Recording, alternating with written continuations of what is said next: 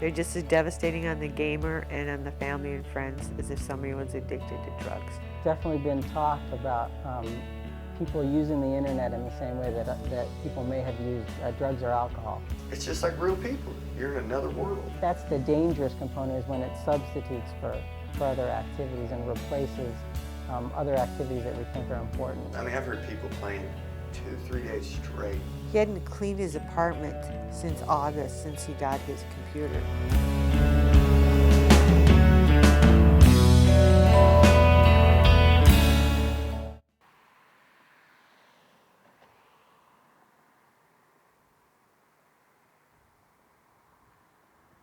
My name is Liz Woolley. I live in Hudson, Wisconsin. I'm a software computer technician. The goals of OLGA, short for Online Gamers Anonymous. The first thing I wanted to do was to have a place that people would know about, where they could go and know that they weren't alone, and that this is happening to a lot of other people. I also wanted to give them, the gamers and their family and friends, tools and actual things that they could do to help them if they thought they were having problems. Bringing awareness to people that this is happening is very important. Bringing awareness that not all video games are created equal, that some are way more addicting than others. We've got people in there who are addicted to solitaire and Minesweeper. We're not saying that you can only get addicted to like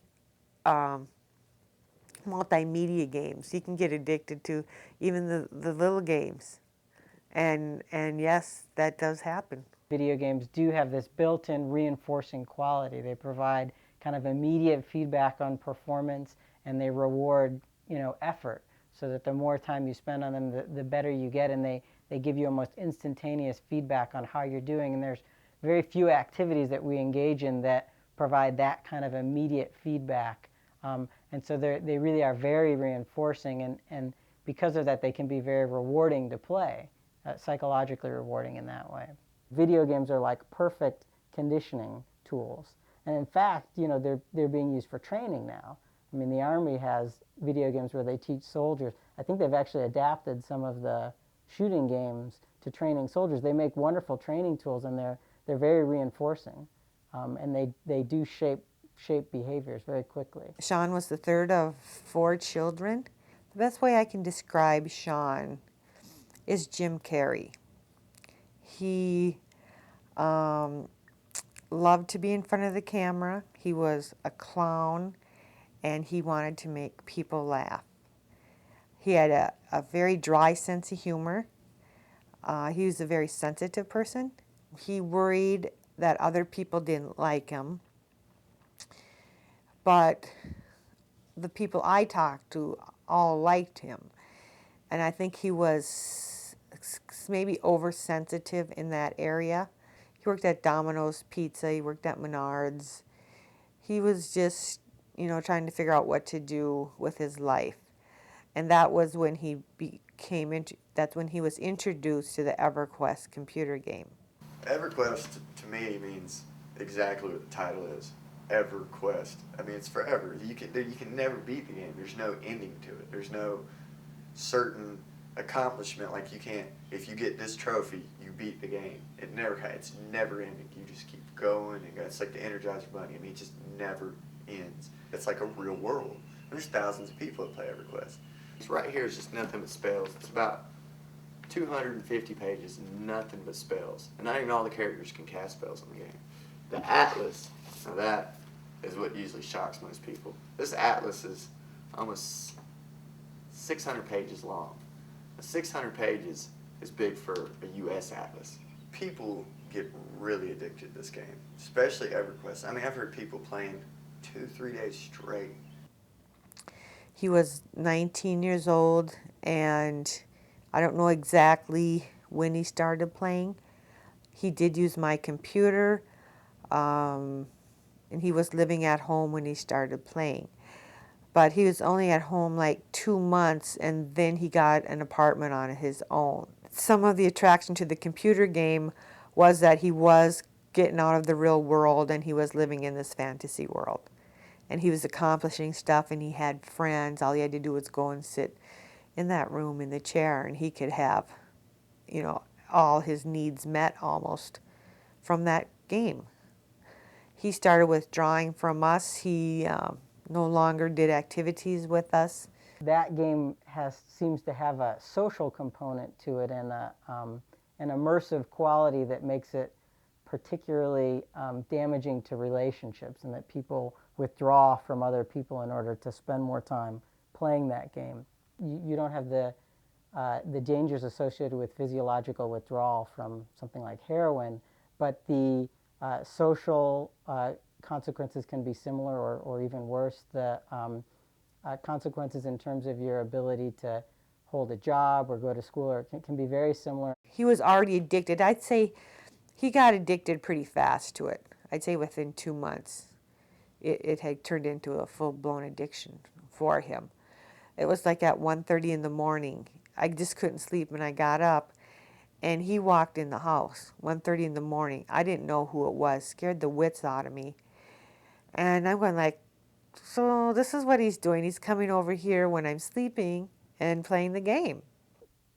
The way that we know that it's moving from kind of a recreational activity to a potentially pathological behavior tends to focus around the consequences that it has for the person in the rest of their life.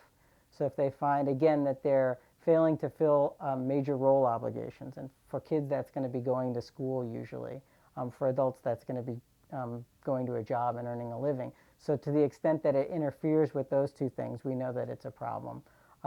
We also worry when somebody starts to cover up their behavior, so they underreport the number of hours maybe that they're doing this or playing this activity, or they engage in strategies to kind of not let their family members know what's going on. And we said, no more, you're not playing it anymore. Because we'd already tried limiting the time, and that worked for about a week, and pretty soon he'd start going back on it more and more, and he was right back on all the time again.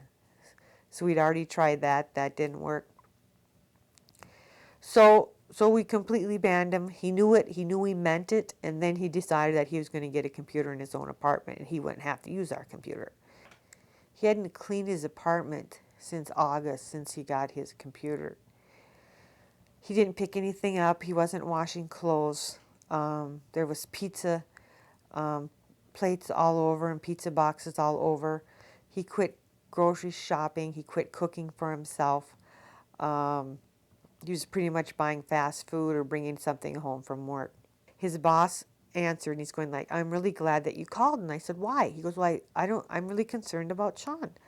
And I said, well, what's happening? He said he quit his job. He wouldn't answer his door. And I ended up going and getting the landlady to open it for me. When she opened it, there was the chain across it. I had to see what was wrong myself because I knew if I called the police that they wouldn't let me see him. So I cut my way in, and I could smell something. And when I opened the door, he was sitting in his bedroom on a chair in front of the computer with the EverQuest game on, and he had shot himself.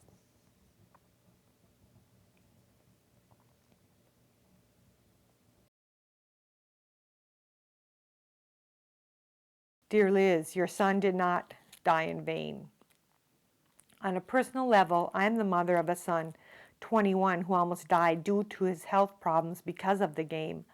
I don't post often, and it's been a long time, but a while back I posted an update for those who knew his story. He's now in the Marines training to be an MP. He joined the U.S. Marine Corps before we knew about your son out of desperation because his life was falling apart into an EverQuest black hole. When he came home on leave after graduating from boot camp, we discussed your tragedy. He actually cried in front of me and then went to his room. I walked by a few minutes later and he was praying, thanking God for helping him get back to the real world, praying for his friends who were still addicted to EverQuest, and praying for your son He started going back to church and boot camp, and I didn't even know it. So now he is starting his new real-life adventure. And without a look back to the fantasy life he led, and rest assured your son helped him to do this. My prayers are with you and my heartfelt sympathies and appreciation. Terry. It's letters like that that keep me going and keep me working with this. These are discs from gamers so far that we've received. We suggest that one of the things they do at the very beginning, if they really want to quit, is to break their discs, and they write their names and the dates on the back. This is a worldwide issue. It's not just in Wisconsin. It's not just in America. I've heard from all over the world: Germany, England, Korea, New Zealand, Australia, South America. Anybody who has access to computers can get addicted to it, and they do. Korea is the #1 country in the world. They already have treatment centers set up there for people addicted to video games, and the largest game distributor over there actually sponsors a site for people who need help. Confessions of an Addict on the net, computing news. Computer addiction. Who suffers from computer addiction? Game design, the addiction element. People who don't have experience with it, they try to point excuses elsewhere so that they don't have to deal with this. But it's here now, and there's a lot of stuff, negative things that are happening, and we need to look at it and start taking it seriously. The professionals need to get up to speed with what's going on so that they can help people. I'm being selfish. I know in my heart one of the main reasons I'm doing this, well, the first reason is to help other people and let them know that they're not alone. And the second reason is because it keeps me in touch with my son.